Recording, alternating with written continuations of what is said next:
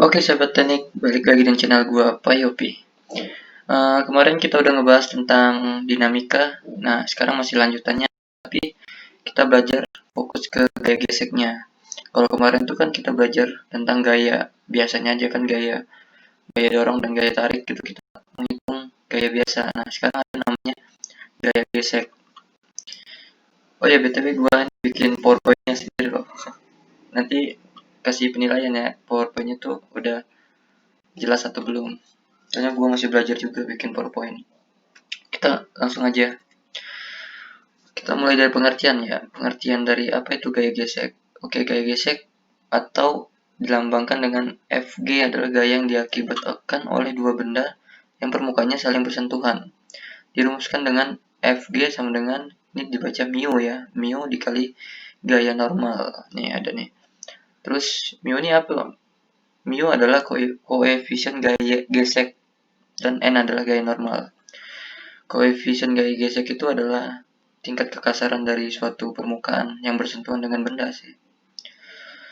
Dalam ilmu fisika, gaya gesek adalah gaya yang diakibatkan oleh dua benda yang permukaannya saling bersentuhan. Nah, jadi syarat buat ada gaya gesek itu ada dua benda yang bersentuhan. Nah, pasti kalau dua benda yang bersentuhan itu terjadilah gaya gesek seperti yang di bawah nih. Jadi gaya gesek termasuk ke dalam jenis gaya sentuh yang baru akan bekerja ketika terjadi sentuhan dua permukaan. Nah, kan sekaligus merupakan penyebab timbulnya gaya gesek itu sendiri. Oke, ini ada beberapa poin-poin untuk gaya gesek. Ketika sebuah benda bergerak di atas permukaan atau melewati medium-medium yang kental, maka benda akan mengalami hambatan dalam geraknya. Hal ini disebabkan akibat adanya interaksi antara benda dengan lingkungannya. Ini gue ke copy ya, ini teksnya, nggak tahu gue. Kayaknya siapan gue yang kemarin. Oke, hambatan-hambatan ini disebutin gaya gesek. Jadi kalau benda yang melewati medium yang kental atau kasar pasti memiliki hambatan. Seperti yang di sini kan, hambatan itu disebut dengan gaya gesek. Gaya gesek sebanding dengan gaya normal. Jadi gaya gesek itu semakin besar gaya normalnya atau semakin berat dia ya, berarti semakin besar juga gaya geseknya. Dua jenis gaya gesek, yaitu gaya statis dan gaya kinetis. Gaya gesek statis biasanya lebih besar dari kinetis. Koefisien gesekan atau mu bergantung pada permukaan kontak, jadi besarnya. Jadi koefisien gesekan tuh adalah besarnya kekasarannya, tingkat kekasarannya. Arah gaya gesek berlawanan ke arah gerak benda. Koefisien gesek tidak bergantung pada luas permukaan kontak. Kita langsung aja. Simbolnya ini, simbol dan satuan gaya gesek. Dalam fisika, gaya selalu disimbolkan dengan F atau F kecil. Begitupun dengan gaya gesek, disimbolkan dengan FG. G ini gesek, huruf G kecil menjadi tanda bahwa gaya yang dimaksud adalah gaya gesek. Menurut Sistem Satuan Internasional atau SI, yang gaya gesek dinyatakan dalam satuan Newton. Berdasarkan jenis satuannya, gaya gesek merupakan besaran turunan. Selain itu, gaya gesek juga termasuk ke dalam besaran vektor. Jadi gaya gesek itu mempunyai arah, dan arahnya itu pasti berlawanan dengan gaya eksternal, gaya atau yang mempengaruhi di lingkungannya ya. Nah, ini ada contohnya. Gaya gesek akan selalu berlawanan arah terhadap kecenderungan arah gerak benda. Seperti gue bilang tadi kan, ini ada arah gerak benda eksternalnya misalnya ke kanan ya. Nah, arah gaya geseknya itu pasti ke kiri berlawanan. Dan kalau untuk mencari resultannya pasti F eksternal ini dikurang sama FG, F gaya gesek. Besar kecilnya gaya gesek ditentukan oleh tingkat kekasarannya. Nah, ini lantai ini seberapa kasar gitu. Nanti ada tingkatnya itu dengan mu atau apa namanya tadi, koefisiennya. Sebaliknya, masih semakin halus permukaan benda, semakin kecil gaya geseknya yang terjadi. Penting diketahui bahwa gaya gesek bekerja di semua jenis, yaitu zat padat, zat cair, dan gas. Gaya gesek pada zat lebih besar daripada zat cair dan gas. Jadi gaya gesek pada zat padat lebih besar koefisiennya pasti. Itu ada beberapa gaya gesek, ada beberapa jenis ya. Yang pertama ada gesekan statis. Gaya statis itu gesekan statis bekerja untuk menjaga benda dari bergerak. Jika F bertambah, begitu juga F statis. Jika F berkurang, begitu juga Fs. Nah, maksudnya apa? Gaya gesek statis ini adalah untuk fungsi, yaitu gaya yang mempertahankan suatu benda tersebut untuk bergerak. Jadi gesekan sebelum dia bergerak itu namanya gaya statis. Tuh contohnya, jika F bertambah, begitu juga Fs. Jika F eksternalnya bertambah, maka gaya statis juga ikut bertambah. Oke, gaya gesek kinetik. Gaya gesek kinetik muncul ketika sebuah benda sedang bergerak. Nah, kalau yang tadi itu statis tuh bendanya belum bergerak, itu gaya geseknya. Nah, sekarang kalau kinetik itu saat bendanya sudah mulai bergerak. Nah, saat benda bergerak itu pun juga mempunyai gaya gesek, yaitu disebut dengan gaya gesek kinetik. Dirumuskan untuk mencari gaya gesek kinetik yaitu sama koefisien kinetik dikali dengan berat normal. Oke. Ini ada beberapa rumus umum ya. Untuk gaya gesek adalah perkalian antara koefisien gesek dan gaya normal. Secara matematis dirumuskan dengan persamaan berikut. Gaya gesek sama dengan mu. Gaya gesek apa nih? Nanti statis atau kinetik ya. Dikali dengan gaya normal. Nih, kalian harus lihat dulu. Apa itu gaya normal? Kalian harus bisa analisis ya setiap gaya yang ada. Nih, W ini gaya berat, yaitu gaya gravitasi. Jadi buat mencari gaya normal gimana kalau gaya normalnya nggak ada di sini? Kalian cuma cari rumus W-nya aja. W ini apa rumusnya? W itu massa dikali gaya gravitasi kan. Kalau W-nya tuh sama, berarti gaya normalnya juga sama karena dia ada reaksi dan aksi. Oleh karena itu, ya, gaya normal sama dengan massa dikali G itu kan. Maka di rumus di atas bisa dituliskan Fg sama dengan mu dikali massa dikali G. Ini keterangannya. Untuk catatan, koefisien gesekan adalah besaran yang tidak memiliki satuan. Jadi, mu ini gak ada satuannya. Untuk jenis-jenis gaya gesek, juga bilang tadi yang pertama adalah gaya gesek statis ya. Gaya gesek statis adalah gaya gesek yang bekerja pada saat benda masih diam atau belum bergerak. Nih, gue contohin. Besarnya terlalu gue cari pen nih. Besarnya gaya gesek statis bergantung pada koefisien gesek statis dan gaya normal. Secara matematis dirumuskan dengan persamaan gaya statis sama dengan mu dikali gaya normal, atau gaya statis sama dengan mu dikali massa dikali G, itu gaya gravitasi. Maksudnya itu di mana maksudnya? Ini di sini kan ada benda nih, benda ini belum bergerak ya. Benda ini belum bergerak. Kita tahu gaya statisnya berapa nih? Misalnya gaya normalnya ini sekian lah ya. Terus gaya koefisiennya kekasarannya ini sekian. Terus gaya normalnya ini dikali sama kekasarannya. Nah, hasilnya jadi gaya statis. Nah, gaya statis ini gaya geseknya itu sebelum bergerak. Berarti kita tahu gaya gesek statisnya itu berapa, yaitu dengan rumus berikut. Rumus ini. Jadi itu tuh kayak gua umpamain kalau gaya statis itu kayak hukum kelompokan ya sama gitu. Semakin dia berat ya, semakin gaya normalnya tuh gede, semakin gede juga gaya gesek dia buat ngedorong ini. Misalnya gaya eksternalnya nih, gaya eksternalnya lebih kecil dari gaya statisnya ini. Jadi dia nggak mampu buat ngedorong, nggak mampu buat benda ini bergerak karena ya itu berat gitu kan, gaya geseknya gede, semakin berat semakin gede juga gaya geseknya. Oke, lanjut ya. Nah, yang tadi kan gaya masih datar ya, masih datar. Ini udah miring deh, udah miring kayak gini berarti dia otomatis gayanya tuh bergerak masih ya. Ini belum tentu bergerak, nah makanya gua jelasin dulu sini. Rumus gaya gesek statis pada bidang miring dituliskan persamaan berikut. Nah, kita sebelumnya gue ingetin ya, kalau kalian untuk belajar gaya dinamika ini khususnya gaya, kalian tuh harus bisa analisis ini semua gaya yang ada pada benda ini. Contoh Ini kan gaya ke bawah nih gaya W ya, ini W. W itu gaya berat ya. Nah, terus gaya kan ada aksi dan reaksi. Terus kenapa Newtonnya gaya normalnya tuh nggak lurus gitu, nggak lurus kayak gini? Ya kan gaya normal itu pacuannya adalah di permukaannya tuh, permukaannya miring, jadi dia miring. Jadi yang harus kita benahi adalah kita harus menyamakan gitu. Jadi gaya gravitasi kan tetap bawah-bawah, nggak mungkin miring gaya gravitasi itu. Jadi kita pakai sudut, ini sudut alfa, kita jadi ubah rumusnya jadi berapa sudutnya nih? Sudutnya jadi rumus mencari W ini tadi massa dikali gaya gravitasi kan nih. Terus massa dikali gravitasi ini dikali sama sudutnya nih. Sudut ini sama. Jadi ini adalah W sama dengan W. Sama dengan W. Jadi ini nggak berlaku lagi, yang ini yang berlaku adalah ini karena kita ngikutin gaya normal.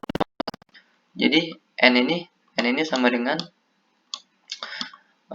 m dikali g dikali cos alpha. Nah, n ini sama dengan yang bawah ini. Jadi kalau n-nya belum diketahui berarti kalian cari yang ininya. Terus ada lagi itu kan untuk vertikal ya, vertikal syaratnya. Tuh, untuk mencari gaya statisnya kalian pakai rumus tadi. Nih, koefisiennya berapa gitu. Terus kalian kali dengan gaya normal, misalnya gaya normalnya belum diketahui ya pakai yang ini. M dikali G dikali cos alpha. Oke. Nah, jika kalian udah nemu gaya statisnya misalnya sekian ya. Nah, tapi gaya eksternalnya nih, gaya eksternalnya misalnya M dikali G dikali sin A. Nah, jadi maksud M dikali G sin A ini kan ini masih dalam ruang lingkup vertikal ya. Ini vertikal, dia masih ada nggak sepenuhnya X. Ini kayak contoh. Nih, gua ini bikin tabel ini adalah arah X. Terus yang bawah ini adalah gaya, maaf ya. Nah, ini adalah Y. Koordinat ya, koordinat gitu. Nah, ini kan nggak sepenuhnya X kan, nggak sepenuhnya horizontal. Ini ada bumbu ada dia ikut campur vertikalnya. Jadi mainnya adalah gaya berat juga ikut. Jadi M dikali G gaya berat dikali sin alpha. Nah, sini dari mana sin alpha ini? Dia dari sisa dari cos alpha ini, dari gaya berat. Nih, kan sudutnya. Ini cos, ini sin. Nah, ini sin. Ini sudut sin. Jadi nggak sepenuhnya horizontal. Jadi dia tetap ke bawah kan tuh, gaya gravitasi tetap ke bawah, pasti turun lah ya. Nah, nggak sepenuhnya turun, makanya kita belajar gaya gesek ini. Gaya statisnya itu berapa? Misalnya sekian. Nah, ada catatan jika gaya eksternal ini yang pasti kita mengira pasti ke bawah karena dia turun ya. Dia lebih kecil, gaya eksternalnya lebih kecil. Ini lebih kecil dari gaya statis yang kita udah hitung tadi. Jadi kalau gaya eksternalnya ini lebih kecil dari gaya statis, berarti dia nggak bakal bergerak karena dia tertahan oleh gaya statisnya tadi. Semakin beratnya tadi kan gaya geseknya lebih gede dari gaya eksternal tadi, dia nggak bakal mungkin bergerak. Dia. Oke, yang kedua adalah gaya kinetis. Nah, ini dalam ilmu fisika gaya kinetis adalah gaya gesek yang bekerja setelah benda bergerak. Disebut juga dengan gaya gesek dinamis. Nah, pada saat gaya gesek statis sudah tidak mampu lagi menahan benda untuk tetap diam, maka ia akan berubah menjadi gaya kinetis. Gaya gesek kinetis.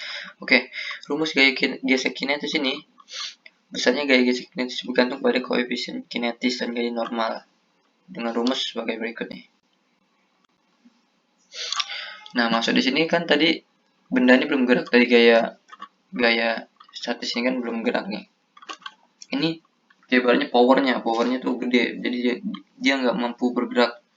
Kita menghitung gaya gesek yang tidak bergerak itu, dia masih tetap dia punya variabel lah, gue bilangnya variabelnya gede banget di sini gaya geseknya. Nah, setelah bergerak itu masih tetap ada gaya gesek nih. Contoh, bendanya tuh mengarah ke kanan nih sebesar F ya. Nah, dia tuh ada gaya hambatan juga ya, karena kekasaran benda ini yaitu disebut dengan gaya gesek. Nah, gaya geseknya ini berlawanan dengan gaya eksternal tadi, ini hambatannya berapa gitu. Untuk mencari gaya kinetisnya ya, ini rumusnya mu dikali gaya normal atau m dikali g ya, atau w nih sama dengan w. Kalau kalian bisa biasa nyari w kan. Nah, gaya kinetisnya ini akan memperhambat gaya eksternal ini, itulah gaya gesek itu. Ini sama, ini kebalikan dari yang tadi, yang gaya statis yang miring. Bedanya adalah jika kalian gaya geseknya nih, gaya statisnya itu lebih F, misalnya Fs-nya itu lebih besar ya, bukan lebih besar ya, lebih kecil dari gaya eksternal atau M dikali G. M dikali G sin A sin alpha. Nah, kalau gaya statisnya ini lebih kecil dari ini gaya eksternal ini, dia otomatis bergerak dong, karena gaya statisnya sudah nggak mampu menahan gaya eksternal ini, dia akan otomatis bergerak. Nah, gaya otomatis bergerak ini menyebabkan gaya geseknya berubah menjadi gaya kinetis ini. Gaya kinetisnya ini gimana caranya? Tadi ini rumusnya mu kinetis dikali m dikali g cosinus alpha. Nah, maksud cosinus alpha ini ya dari sisa ini tadi, kebalikannya. Nah, ketika benda ini bergerak pasti memiliki percepatan dong. Nah, percepatannya ini kita bisa mencari percepatannya, karena ini udah masuk ke hukum Newton 2, di mana benda itu bergerak pasti memiliki percepatan. Untuk percepatannya kalian seperti biasa, ini anggap F ya, F biasa. Nah, ini adalah F2 nya. Jadi kalian tambah dan kurangin aja. Misalnya nih F2 nya kan positif, F kirinya negatif. Nah, gitu, itu resultannya. Jadi F nya, F resultan sama dengan ini tadi resultannya. Terus kalian kalau udah ketemu resultannya, bisa kalian pakai rumus M kali A ini buat mencari massa atau percepatannya. Oke, hal-hal yang mempengaruhi gaya gesek: kekerasan permukaan benda. Nah, kekasaran ya. Kekasaran, kalau jika permukaan suatu benda semakin kasar, maka semakin besar gaya geseknya. Begitupun sebaliknya, semakin halus permukaan suatu benda, maka semakin kecil gaya geseknya. Jadi kebalikannya. Besarnya yang menyatakan tingkat kekasaran permukaan benda disebut koefisien gerak atau mu ya. Mu, tadi mu begini. Nilai koefisien gesek menunjukkan tingkat kekasaran permukaan suatu benda. Jadi salah satu cara memperkecil gaya gesek adalah memperhalus permukaan benda. Semakin licin ya, semakin tingkat hambatannya semakin gak ada gitu. Berat benda, gaya gesek bertambah seiring dengan bertambahan berat benda. Nah, berarti faktornya itu adalah ada kekasaran ya, terus ada lagi berat benda. Faktor yang mempengaruhi gaya gesek itu yang artinya semakin berat suatu benda, semakin besar juga gaya geseknya kan. Semakin berat semakin sulit didorongkan. Karena apa? Karena gaya geseknya semakin gede gitu. Tekanannya pada benda, karena adanya gaya berat membuat kontak antara permukaan dua benda semakin rapat. Akibatnya gaya gesek menjadi semakin besar gitu. Jadi keduanya memperkecil gaya gesek adalah mengurangi berat benda. Itulah faktornya ada dua ya. Jadi kesimpulannya, faktor yang menyebabkan gaya gesek semakin besar adalah kekasaran sama berat benda. Ini ada contoh soal. Sebuah balok bermassa 2 kg terletak di bidang datar kasar ya. Ini gua umpamain di sini aja. Oke. Ini balok ya gua. Berapa nih? 2 kg. Oke. 2 kg. Nah, balok diberi gaya tarik sebesar 4 Newton. Mendatar seperti arah gambar. Gua gambarin aja nih. Terus ditarik ya, ini 4 Newton. Aduh. Ini susah ya kalau makin mouse. Gue belum terbiasa gitu. Jika koefisien gesek statis adalah antara balok dan lantai dalam 0,4, tentukan. Jadi mu-nya ini adalah 0,4. Ini udah ada ya diketahui, kalian bisa lihat aja kalau nggak jelas ini. Jadi besar gaya gesek statis maksimum, maksud gaya statis maksimum adalah berapa gaya statisnya yang paling gede gitu. Besar gaya gesek yang mempengaruhi benda atau eksternalnya berapa. Nah, yaitu kalian cari rumusnya nih, cara penyelesaiannya. Besar gaya gesek statis maksimum adalah rumusnya nih, mu dikali massa dikali G nya tuh gua di sini ditaruh 10 meter S pangkat 2. Nah, jadi udah kalian kalikan, hasilnya adalah 10 Newton ya, 10 Newton. Bukan 10 Newton, 8 Newton, sorry. 8 Newton. Jadi gaya statisnya nih, benda ini adalah 8 Newton. Ya, 8 Newton. Nah, jadi benda ini mempunyai gaya gesek diam nih, dia belum bergerak ya. Gaya statisnya adalah masih bergerak. Jadi dia gaya geseknya gini, dia mempunyai gaya gesek walaupun diam ini, yaitu sebesar 8 Newton. Terus pertanyaan kedua adalah besar gaya gesek yang mempengaruhi benda. Gaya statis. Jadi ini gaya eksternalnya nih 4 Newton. Itu maksudnya kalau dia gaya statis ini lebih besar dari gaya eksternal. Gaya eksternalnya gaya luarnya. Maka gaya yang mempengaruhi bendanya itu sama dengan nih contohnya Fs bakalan sama dengan gaya eksternal, jadi 4 Newton. Jadi kalau ditanya besar gaya gesek yang mempengaruhi benda adalah sama gitu, gaya Fs sama dengan 4 Newton, gaya yang luarnya. Jadi ada dua syarat nih, benda ini bergerak atau enggak, yaitu kalau gaya statisnya ini lebih besar dari gaya luarnya. Misal tadi 8 ya, 8 lebih besar dari 4 kan. Nah, dia sama dengan benda tidak akan bergerak. Wah, tulisan gua kagak baca ini. Terus ya logikanya gini, kalau benda itu bergerak kan, misalnya berat nih, gaya geseknya 8 Newton, gaya statisnya, gaya geseknya nih, tingkat kesulitan dia untuk bergerak tuh 8 Newton. Terus kalian dorong atau tarik sebesar 4 Newton, ini masih kalah berat kan, nggak kalah besar dari Newtonnya. Berarti benda ini nggak bakal bisa bergerak karena gaya statisnya 8 Newton. Ini kasus kedua. Sebuah balok kayu diletakkan pada sebuah meja. Oke, kita bikin balok kayu nih. Nih, meja. Oke. Gue gambarin meja kayak gini. Kayak TV ya. Pada sebuah meja, massa balok 4 kg. 4 kg. Percepatan 10 meter. Oke, 10 meter, kalian lihat di sini aja. Sini 4. Koefisien gerak 0,4. Dan meja ini statis ya, ada kinetis. Nah, terus gaya luarnya jika ditarik dengan gaya 20 Newton. Oke, ditarik dia ke arah kanan, gue taruh 20 Newton. Lain kali gue beli mouse dah ntar.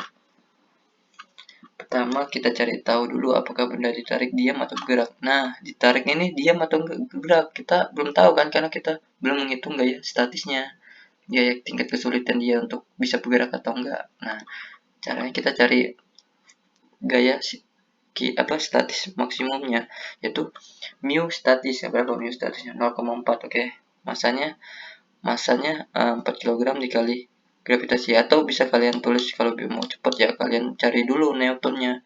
Gue taruh di sini mungkin Newtonnya. Bukan Newton ya, gaya normalnya sama dengan M dikali G. Nah, jadi M-nya berapa nih? 4 ya. 4 dikali 10. Jadi gaya normalnya adalah 40. Nah, Newton. Jadi ini bisa ditulis 0,4 dikali 40. Berapa? Bisa kan? Jadi hasilnya adalah 16 Newton. Gaya statisnya ini gaya 14 Newton. Nah, kita ingetin, kita simpen dulu nih 16 Newton gaya statisnya. Kita lihat gaya yang bekerja adalah 20 Newton. Gaya eksternalnya. Nah, seperti yang gue bilang tadi, jika gaya F statisnya lebih besar dari gaya eksternal, itu benda akan tidak bergerak. Bendanya diam. Karena gaya eksternal tidak mampu menarik besarnya gaya statis, gaya gesek. Jika F statisnya lebih kecil dari F eksternal, maka benda akan bergerak. Nah, jadi ini caranya apa nih? Jadi gaya statisnya adalah 16. Gaya eksternalnya adalah 20.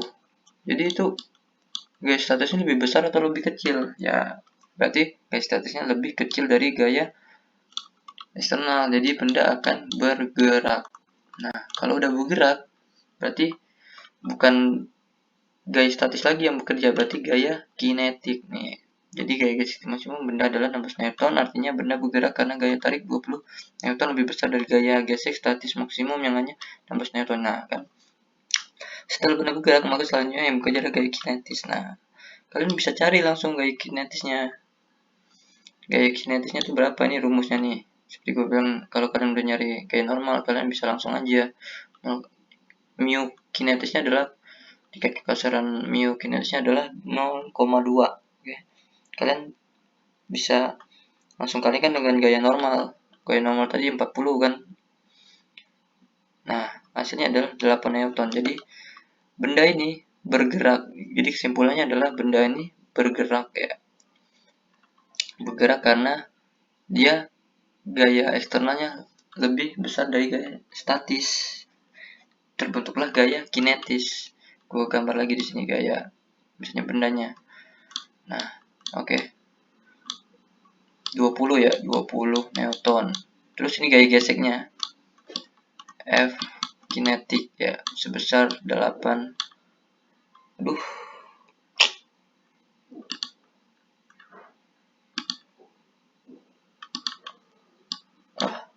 Susah banget ya. Nah, ini 8 ya, 8 Newton. Nah, jadi gaya eksternal ini menarik benda ke kanan dengan sebesar gaya 20 Newton. Dengan gaya gesek, hambatannya adalah 8 Newton. Nah, kita kan nggak ada pertanyaan nyari berapa percepatan benda ini. Kan karena bergerak ya, kita bisa mencari percepatan benda ini bergerak berapa. Oke, caranya dengan mudah, gampang. Kalian kalau paham dengan hukum Newton 2, kalian bisa cari. Nah, caranya adalah resultan gaya. Kita tulis dulu ya rumus dari hukum Newton 2 ya, yaitu M dikali A massa dikali percepatan. Jadi kita yang ketahui ini apa? Resultan dari gayanya adalah 20 kan ke kanan positif ya, 20 dikurang dengan gaya ke kiri kan hambatan ya, 20 dikurang 8, jadi 12 ya. Ini tetap M dikali A. M ini udah diketahui ya, M ini gua tulis M ini udah diketahuinya. Nah, M ini mana? 4 ya, 4. Berarti kita yang mau mencari A gitu, mencari A. Nah, 20 dikurang 8, maksudnya 20 dikurang 8 adalah gaya eksternal ke kanan dikurang gaya gesek kinetis tadi, hambatannya. Jadi 12 Newton. Jadi resultan benda ini adalah 12. Resistanya adalah 12 Newton. Ke mana? Ke kanan, berarti positif ya, positif. Nah, kita masih lanjut ini 4 ya, 4 dikali A. Kita cari, kita balikin A percepatan jadi 12 dibagi, gue taruh di sini aja ya biar mudah. Jadi A sama dengan 12 dibagi 4 sama dengan 3. Satuannya apa satuannya? Satuan percepatannya itu meter per sekon pangkat 2. Jadi percepatan benda yang kita hitung ini, dia adalah, kesimpulannya adalah benda ini bergerak karena gaya statisnya ini lebih besar, lebih kecil dari gaya eksternal. Setelah bergerak, dia terciptalah gaya kinetis.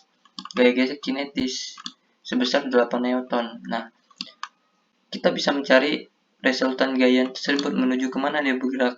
Bergeraknya adalah menuju ke kanan karena 20, gaya eksternalnya 20 lebih besar dari gaya kinetis. Jadi resultannya adalah 12 Newton ke kanan. Nah, percepatannya berapa? Ini rumusnya. Resultan dikali massa dikali percepatan. Resultannya adalah 12 Newton ke kanan dibagi dengan 4 kg atau massa ya. Jadi hasilnya percepatannya adalah 3 meter per sekon pangkat 2. Oke. Wah, habis. Oke, mungkin itulah penjelasan gua tentang gaya gesek. Gua mohon maaf jika ada miss atau salah penyampaian atau masih ada yang kurang, gua mohon maaf karena gua juga masih belajar. Dan untuk dosen Pak Yudi, mohon maaf jika saya ada penjelasan ya. Ini saya belajar sendiri, semuanya mohon dimaklumi ya. Untuk next mungkin gua bakal langsung ke usaha ya, materi baru yaitu usaha. Tapi ada hubungannya dengan gaya yang masih ada dinamikanya karena kita masih harus mencari gaya. Karena usaha itu adalah perpindahan, waktu perpindahan besarnya usaha ya.